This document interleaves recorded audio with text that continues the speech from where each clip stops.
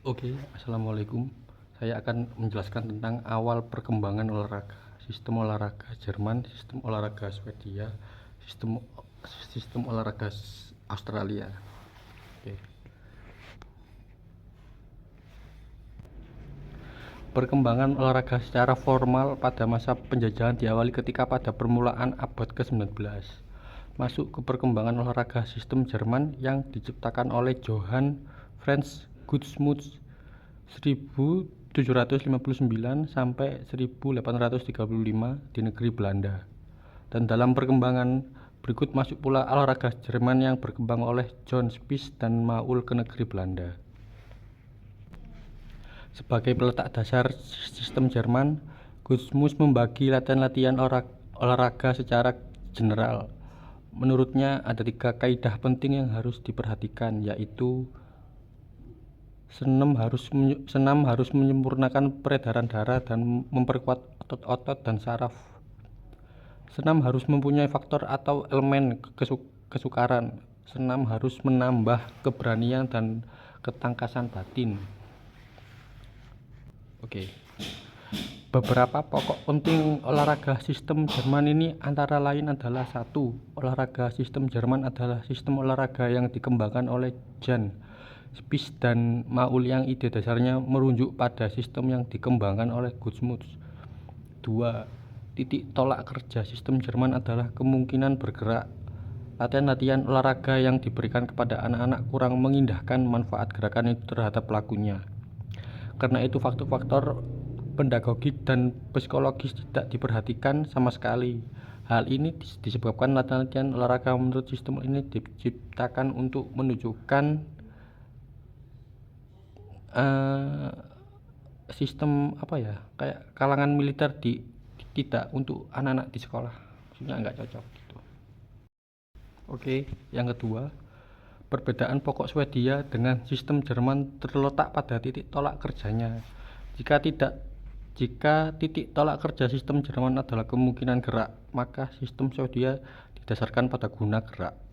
Setiap gerak harus jelas apa gunanya bagi tubuh, terutama dilihat dari segi anatomi. Latihan yang tidak jelas gunanya dibuang dan tidak layak diberikan. Dan di sini ada gambar.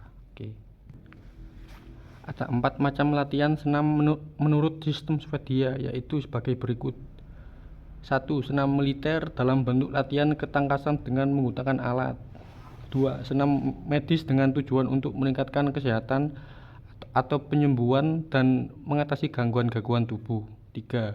Senam pedagogis adalah latihan yang senam dilakukan sendiri dengan tujuan membentuk keselarasan olahraga tubuh. 4. Senam estetik dengan tujuan untuk melatih sikap dan gerak sebagai perwujudan pikiran, perasaan menuju keselarasan jiwa dan raga. Oke, yang ketiga, perkembangan olahraga di Australia dimulai pada awal abad ke-19 dengan masuknya olahraga Eropa seperti kriket, pacuan kuda, dan berlayar.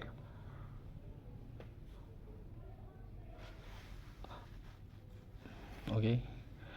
Olahraga ini segera menjadi populer di kalangan berbagai kelas sosial, dengan kelas bawah bermain pada hari libur umum dan kelas atas lebih teratur pada hari Sabtu.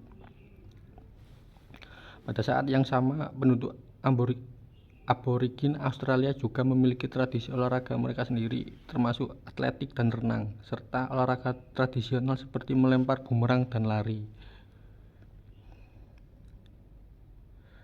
Berikut adalah beberapa poin penting tentang perkembangan olahraga di Australia, yaitu awal mula.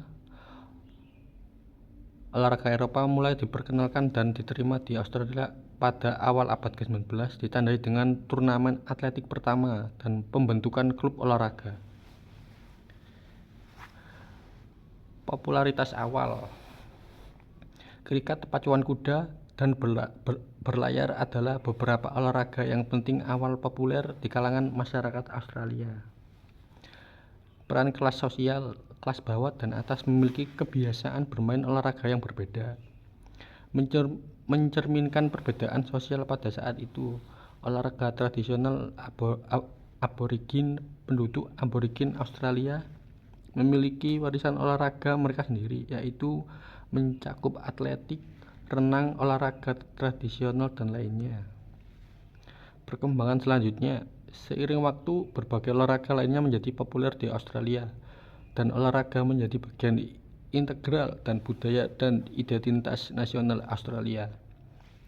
Pemerintahnya dan olahraga mendukung dan berinvestasi dalam olahraga di semua tingkatan, termasuk melalui Komisi Olahraga Australia atau ASC menurut Parlemen Australia. Olahraga sebagai nation brand, Australia telah menggunakan olahraga untuk membangun citra dirinya sebagai negara olahraga baik di dalam maupun luar negeri. Oke. Sekian dari saya. Terima kasih.